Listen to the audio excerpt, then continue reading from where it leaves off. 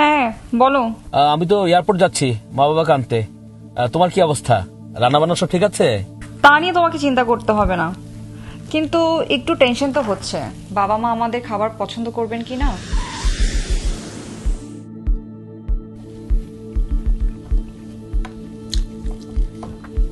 আরে এই খাবারে তো দেশি খাবারের কোনো স্বাদগন্ধই নেই।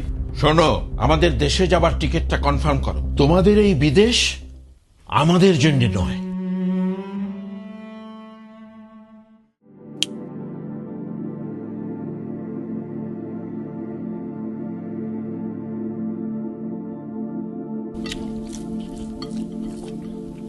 বৌমা, হ্যাঁ করো। দেশি স্বাদ পাচ্ছ? আমি পাচ্ছি। স্বদেশ বাজার, স্বাদের সাথে আস্থার বন্ধন।